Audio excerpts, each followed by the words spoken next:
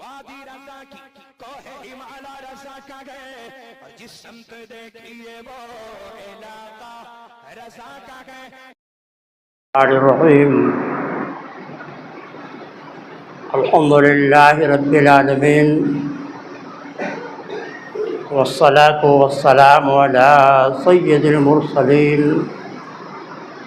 وعلی آلہ واصحابہ اجمعین، اما بعد فاعوذ باللہ من الشیطان الرجیم، بسم اللہ الرحمن الرحیم۔ وَلَنَبْلُوَنَّكُمْ بِشَيْءٍ مِّنَ الْخَوْفِ وَالْجُوعِ وَنَقْصٍ مِّنَ الْأَمْوَالِ وَالْأَنفُسِ وَالثَّمَرَاتِ وَبَشِّرِ الصَّابِرِينَ۔ صدق اللہ العظیم وبلغنا رسولہ النبی الامیر الکریم، ونحن علی ذلک لمن الشاہدین والشاکرین، والحمدللہ رب العالمین۔ معزز سامعین، نوجوان دوستو، عزیز بچوں، آئیے پہلی مراد مل کر آقائے دو جہاں، شہنشاہ کون و مکان، رحمت عالم روح فدا صلی اللہ تعالی علیہ وسلم کی بارگاہ ناز میں ہدیہ درود و سلام پیش کر لیں۔ اللہم صلی علی سیدنا و نبینا مولانا محمد کما تحب ترضی بان تصلی علیہ صلاۃ و سلام علیک یا رسول اللہ صلی اللہ تعالی علیہ وسلم۔ معزز سامعین، خطبہ مسونہ کے بعد جس آیت مقدسہ کی تلاوت کا شرف حاصل کیا ہے، اس کا ترجمہ یہ ہے: اور ہم تمہیں ضرور آزمائیں گے، دلوں میں خوف ڈال کر، بھوک کے ذریعے، جان اور مال کی کمی کے ذریعے۔ وبشر الصابرین، ارے محبوب، جو لوگ ان پریشانیوں میں صبر کرتے ہیں انہیں آپ جنت کی خوشخبری سنا دیجیے۔ یہ ترجمہ ہو گیا اس آیت مقدسہ کا جس کی تلاوت سے میں نے اپنے آپ کو اور آپ سب کو مشرف کیا۔ اللہ نے اپنے بندوں کو مخاطب کر کے فرمایا: تمہاری ضرور آزمائش ہوگی، دلوں میں خوف ڈال کر،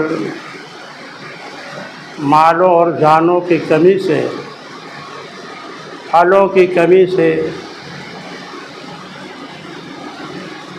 اب اگر کوئی بندہ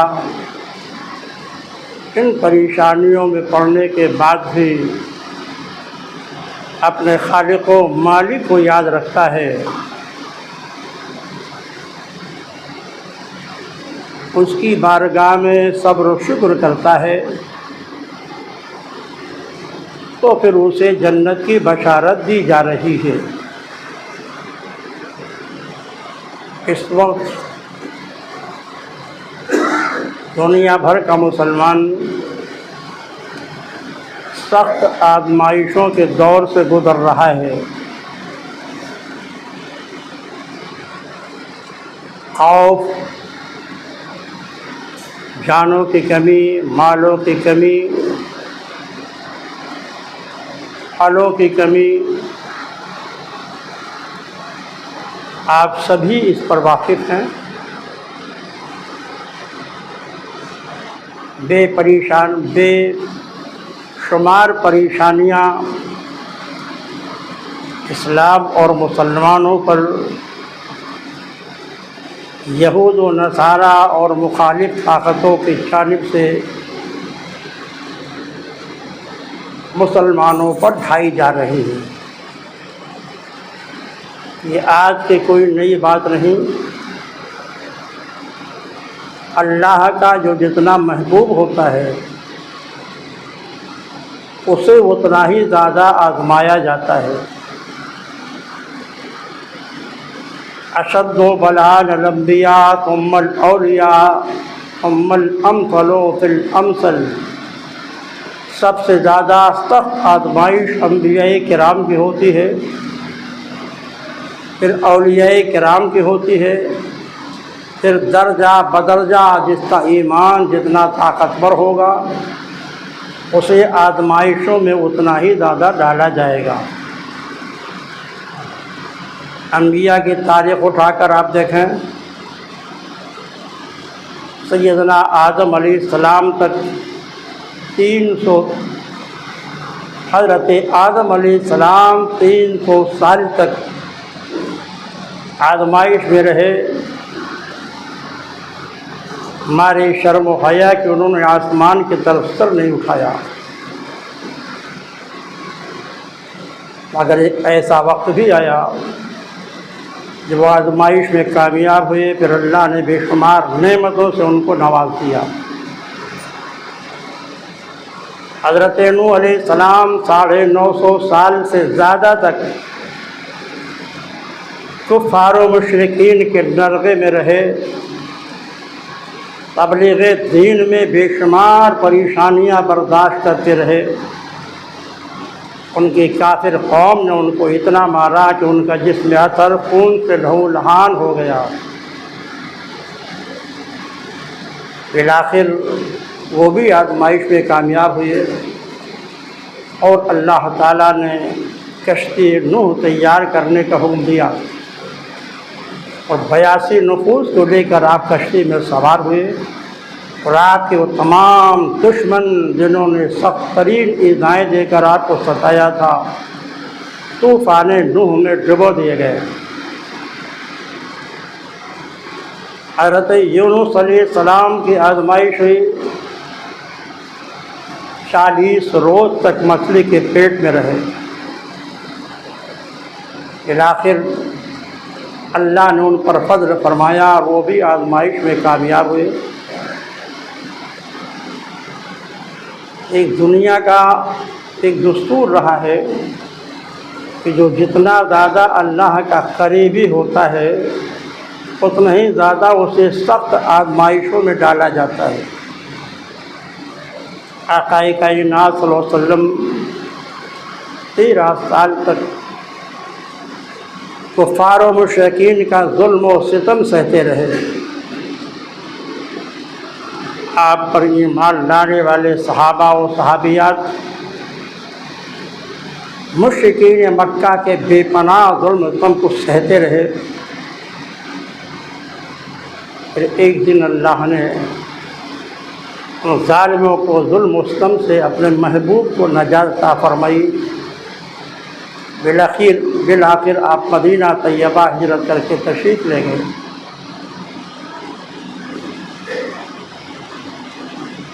سرکاری امام حسین کی آزمائش آپ کے نظروں کے سامنے ہے۔ 72 نفوس قدسیہ کے ساتھ اسلام کی ترقی اور ترویج و اشاعت کے لیے میدان کربلا میں اپنی جان دے کر اپنے خون سے باغ اسلام کی آبیاری کر کے تشریف لے گئے۔ اولیاء کرام کی جماعت میں آپ آئے، بے پناہ آزمائشوں کے وہ شکار ہوئے۔ سرکار غنیم نواز جب تشریف لائے تھے اجمیر مقدس میں تو کیا کیا نہیں ظلم و ستم پر ڈھایا گیا۔ بڑے بڑے جادوگروں کو مقابلے کے لیے بلایا گیا، لیکن اللہ نے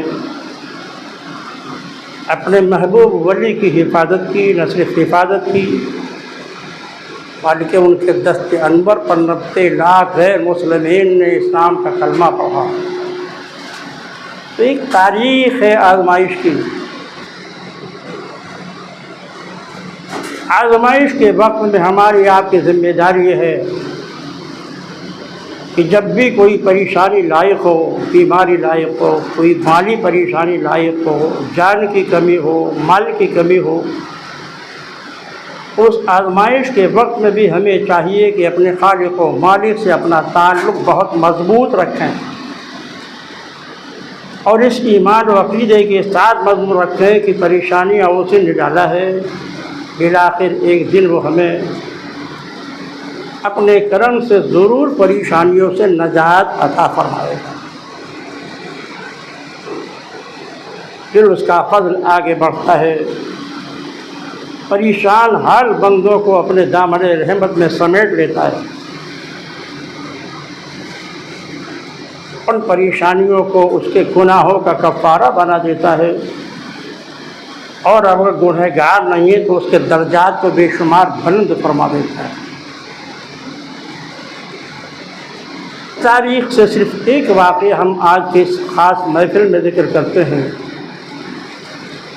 جو عقیدہ اہل سنت و جماعت کو بھی اجاگر کرتا ہے. آج سے تقریباً 800 سال پہلے ایک بزرگ جن کا نام شرف الدین بوصیری رحمۃ اللہ علیہ ہے،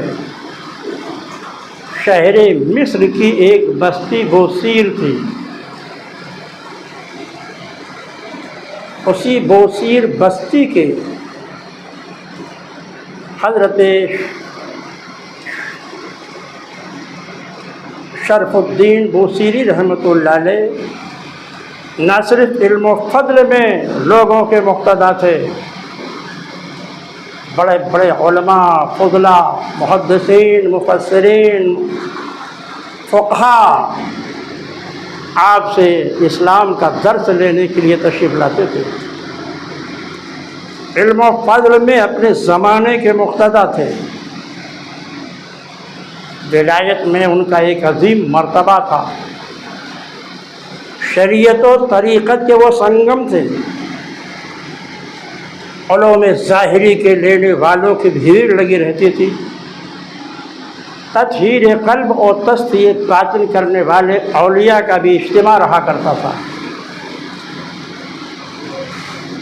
کہ پناہ شہرت تھی مصر میں آپ کی، آپ کے علم و فضل کی بھی، آپ کے ولایت اور صوفیت کی بھی. اللہ نے اپنے اس محبوب ولی کو جب آزمائش میں ڈالا، جہاں ہزاروں کی بھیڑ لگی رہتی تھی، یہ بھیڑ عوام کی نہیں بلکہ علماء، فضلاء، محدثین، مفسرین کی تھی.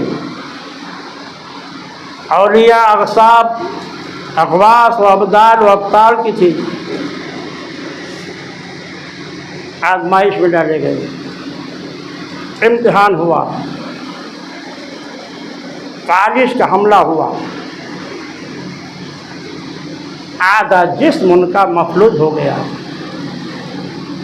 اپنے ہاتھ سے وہ روٹی نہیں کھا سکتے تھے، اپنے ہاتھ سے وہ پانی نہیں پی سکتے تھے، بغیر کسی سہارے کے اٹھ بیٹھ نہیں سکتے تھے. بڑے بڑے ڈاکٹروں سے، حکیموں سے، طبیبوں کے پاس ان کو لے جا کر علاج کے لیے پیش کیا گیا. 12 سال تک ان کا علاج ہوتا رہا. بالآخر دنیا کے ڈاکٹروں نے، طبیبوں نے اور حکیموں نے جواب دے دیا اور کہا کہ اب یہ بیماری ان کے موت کے ساتھ لگی ہے، اب اسے کوئی شفا نہیں دے سکتا. علم و فضل کے تاجدار تھے، ولایت کے منبع و مرکز سے. گھر والے رونے لگے. ڈاکٹروں نے جواب دے دیا تو ان کو اٹھا کے اپنے گھر لائے. برستی بھی آنکھوں سے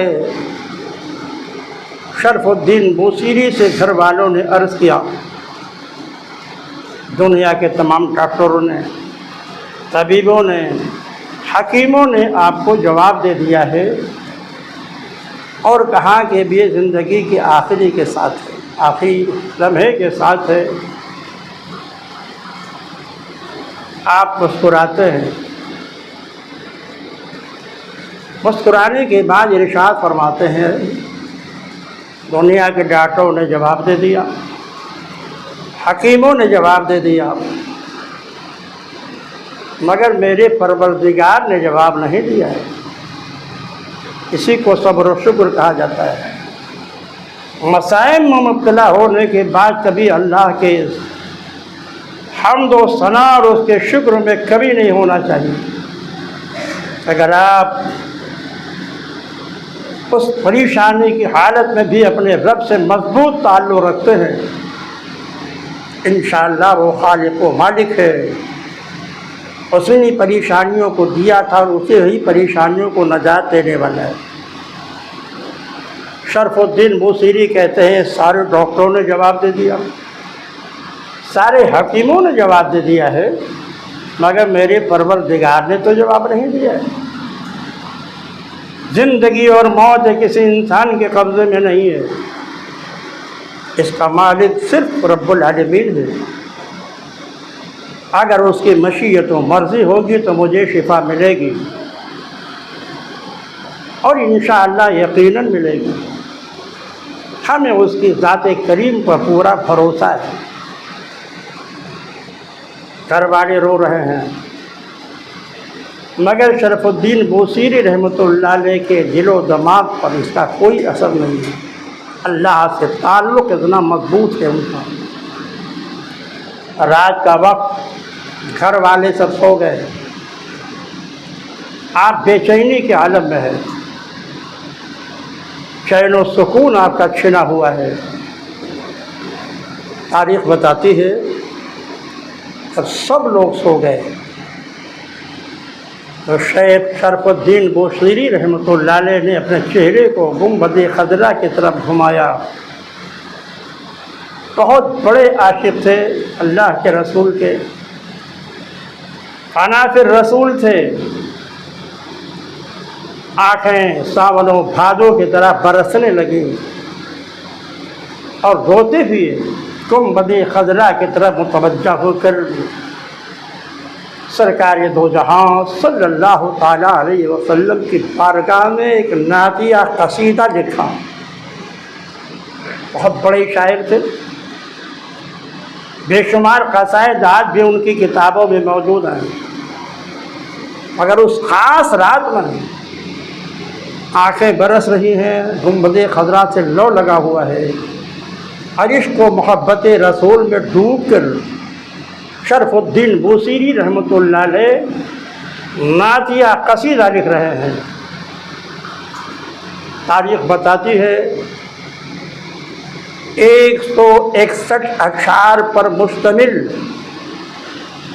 انہوں نے نعتیہ قصیدہ حضور کی شان میں لکھا اور پڑھا اسے۔ پڑھنے کے بعد ان کے دل و دماغ میں سکون سی کیفیت پیدا ہو گئی، بے چینی ان کی ختم ہو گئی، ٹھنڈی ہوا چلی، شرف الدین بوصیری کی آنکھ لگ گئی۔ سر کی آنکھ بند ہوتی ہے اور دل کی آنکھ کھل جاتی ہے۔ شرف الدین بوصیری فرماتے ہیں آنکھیں بند ہوئی، میں نے دیکھا کہ امام النبیین رحمت للعالمین انیس بے کساں چارہ ساز دلمنداں سرور کائنات ولیوں کی ایک جماعت کے ساتھ تشریف لاتے ہیں۔ پیارے مصطفیٰ تنہا نہیں گئے، اپنے عاشقوں کی ایک جماعت لے کر آئے۔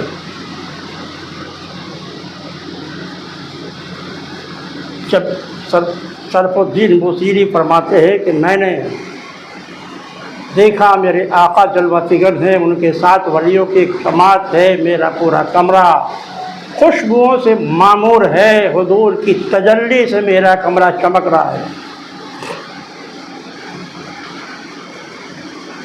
سرکار تشریف لائے، کیسے خوش قسمت سے اللہ اپنے محبوب کی زیارت ہمیں اور آپ سب کو عطا کرے۔ آقا کا ارشاد ہے من رانی فقد رأى الحق، جس نے مجھ کو دیکھا اس نے مجھے کو دیکھا۔ سرکار کو جب دیکھا امام بوصیری نے، تاریخ بتاتی ہے کہ خواب ہی میں وہ کھڑے ہوئے، سرکار کے قدم ناز کو چوما، حضور کے دست انور کا بوسہ دیا۔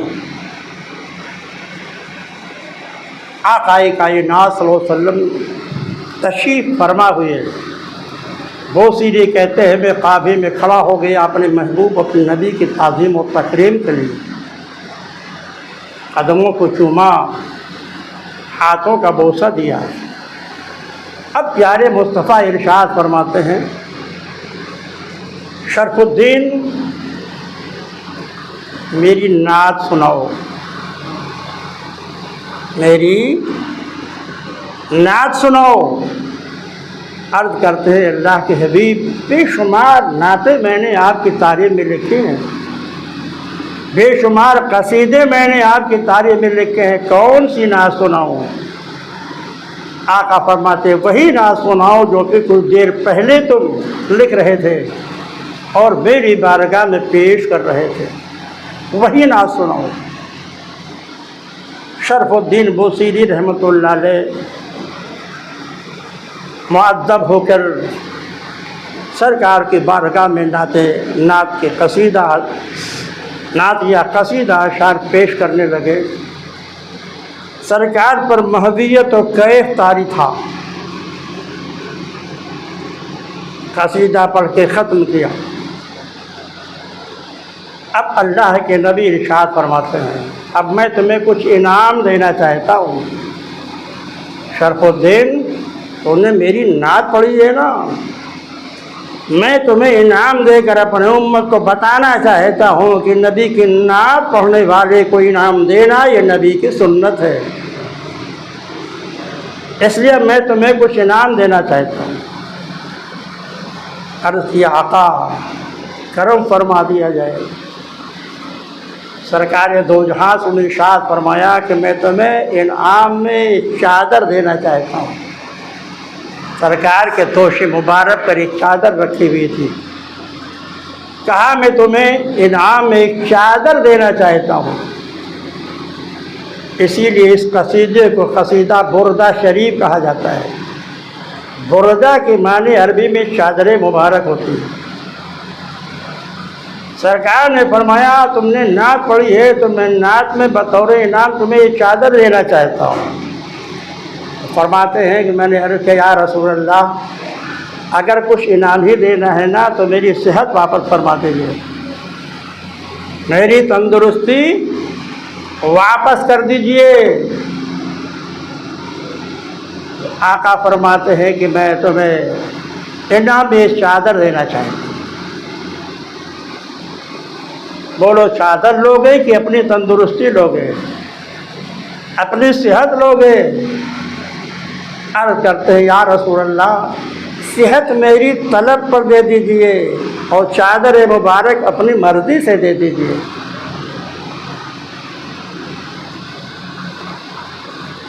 میری یہ خواہش ہے کہ سرکار میری اس طلب اور گزارش پر مجھے صحت عطا فرما دیجئے، اور آپ کرم پر ہیں تو یہ چادر مبارک اپنے لطف و کرم سے عطا فرما دیجئے۔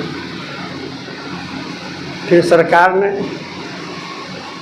کچھ پڑھا، دست انور کو شرف الدین بوصیری کے جسم پر گھمایا، ادھر مصطفیٰ جار رحمت کے دست انور پھر رہے ہیں اور ادھر ان کے جسم میں قوت و طاقت آ رہی ہے۔ جس پر مصطفیٰ جار رحمت نے ہاتھ پھیرا وہ تندرست و توانا ہو گئے۔ اس لیے ہم اہل سنت و جماعت کا عقیدہ ہے کہ اب جس نبی پر ایمان رکھتے ہیں وہ نبی مجبور نہیں ہے، اللہ کی جانب سے وہ صاحب اختیار بن کے آیا ہے۔ اور ہم یہ عقیدہ رکھتے ہیں کہ انبیاء ہو یا اولیاء، وہ جو کچھ دیتے ہیں وہ خدا کی عطا ہی سے دیتے ہیں۔ دیتا خدا ہے، ذریعہ مصطفیٰ ہوتے ہیں۔ دیتا خدا ہے، ذریعہ اس کے محبوب اولیاء ہوتے ہیں۔ ہم جو کہتے ہیں کہ غوث نے بیٹا دیا، تو یہ مجازی بولی ہے، اس عقیدے کے ساتھ بولتے ہیں کہ دیا ہے خدا نے، ذریعہ غوث اعظم بن گئے ہیں۔ خواجہ غریب نواز میں منصب دے دیا، اس عقیدے کے ساتھ بولتے ہیں دیا ہے پروردگار عالم نے، ذریعہ خواجہ اجمیری بن گئے ہیں۔ حسین نے میدان کربلا میں شہادت دے کر اسلام کو بچا لیا، عقیدہ یہ ہوتا ہے بچایا اللہ نے، ذریعہ امام حسین بن گئے ہیں۔ تو مومن کی بولی کا ترجمہ اس کے عقیدے کی روشنی میں کیا جائے۔ ہم انبیاء اولیاء کو جو صاحب اختیار مانتے ہیں، وہ اختیار ذاتی نہیں ہے، بلکہ وہ اختیار اللہ کی عطا کرتا ہے۔ امام بوصیری فرماتے ہیں پھر آقا نے پورے ولیوں کے ساتھ وہاں سے تشریف لے گئے۔ اب میری آنکھ کھلتی ہے تو میں کبھی دائیں کبھی بائیں کروٹ لیتا ہوں اور سوچتا ہوں کہ کہیں یہ میں خواب تو نہیں دیکھ رہا ہوں، لیکن وہ فرماتے ہیں کہ جب میں اٹھ کے بیٹھا تو میں نے دیکھا کہ وہ چادر مبارک جو سید عالم صلی اللہ علیہ وسلم نے عطا فرمائی وہ میرے سرہانے رکھی ہوئی ہے۔ امام بوصیری نے اس چادر مبارک کو لیا، سینے آنکھوں سے لگایا، سینے سے چمٹایا، پھر اپنے سر پہ رکھا، اور پھر نماز تہجد کے ساتھ ساتھ 2 رکعت نماز شکرانہ کھڑے ہو کر ادا فرمائی۔ فجر کا انتظار کرنے لگے۔ فجر کا وقت ہوا، اس چادر مبارک کو اپنے کندھے پر رکھ کر کے نماز فجر کے لیے پاجامات پڑھنے کے لیے مسجد کی طرف روانہ ہوئے۔ صف میں آ کے بیٹھ گئے، تمام نمازی حیران ہے، یہ وہی بوصیری ہے کہ دنیا کے سارے ڈاکٹروں نے جواب دے دیا تھا، یہ اپنے قدموں پہ چل کے یہاں نماز پڑھنے کے لیے آئے۔ آپ بے خبر ہو کر لوگوں سے نماز میں شریک ہوئے۔ نماز میں شریک ہونے کے بعد پھر آپ باہر نکلے تو چادر مبارک آپ کے کندھے پر رکھی ہوئی تھی۔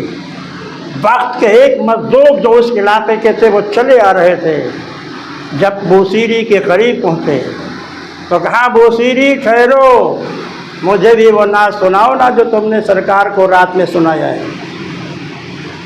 اب وہ حیران ہے کہ میں نے نہ تو رات کا واقعہ کسی سے بتایا ہے، نہ چادر مبارک کی عطا کرنے کا واقعہ بتایا ہے، ان کو معلوم کیسے ہو گیا؟ تو مسکرا کے فرماتے ہیں تعجب میں کیوں ہو؟